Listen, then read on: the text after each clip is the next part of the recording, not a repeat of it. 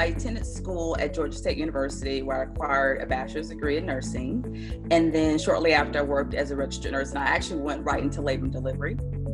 My first job that I actually acquired as a new grad was ICU. However, I was able to convince the labor and delivery manager at the time at the same hospital that that was my passion. And thankfully, she gave me the opportunity to work at labor and delivery. So I worked at the bedside as a labor and delivery nurse, and as well as high-risk obstetrics for about 8 years. And then I became a nurse practitioner in 2012. And I actually joined Metnex in 2013, and I had the opportunity to work, in perinatology, which is rare for a nurse practitioner to work in this field. And so to this day, 7 years later, I still feel so honored to work in perinatology with, high-risk pregnant patients. How did you get into the field of medicine, and were you inspired by a woman at all to enter the field? Absolutely. I was inspired by my mom.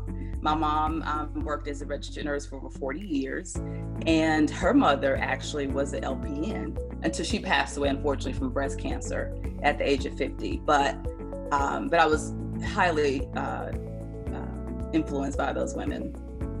What do you think it means to be a woman in healthcare today? As a woman in healthcare today, I can tell the female patients, they really appreciate the fact that they can relate to you. So I feel honored in that regard, in terms of having that empathy that I think we should all have for our patients, and just being able to attempt to put myself in the patient's shoes, and to be an influence, in that way, which sometimes can help improve compliance on the patient's end, therefore improving outcomes. What are some of the challenges of being a woman in healthcare? I'll piggyback, kind of what I said before, and that is, it can be emotionally, for me personally, it can be emotionally taxing, because it's so important for me to put myself in every single patient's shoes, irregardless, of their race, their education, the socioeconomic status, it doesn't matter. So in some situations, it can just be emotionally taxing because you want to help someone. On that note, what are some of the positives that come from being a woman in medicine? Oh my goodness, again, I think it's just being able to relate to your patients. And, it makes me comfortable having any conversation I need to have with that particular patient. It makes them extremely comfortable, which I think is so important. What advice do you have for women who are pursuing a career in medicine or entering into the field for the first time? Well, first I would say it's extremely important for you to lead by example. If you're expecting patients to take your recommendations, to take you seriously as a provider, as a woman, you have to, again, lead by example. And also, I think it's very important to give the same level of care to all patients, which I kind of touched on before, regardless of their race, their influence, etc. Give the same level of care.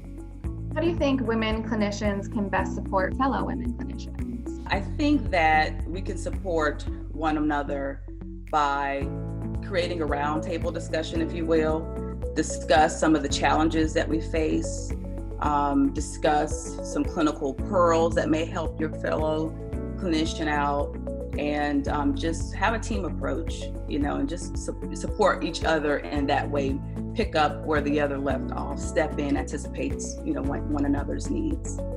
Is there anything else you'd like to add or touch on that we may not have covered? Yes, thank you. And just briefly, I do want to make a statement regarding the recent social unrest that we've had this summer in 2020. Sure. And, I think America is realizing that it's important to focus on all citizens and not just a select group. And I want to specifically make a statement towards the high mortality rate for African American women in childbirth. I think as women clinicians, that should be all of our focus to help actually decrease the mortality rate.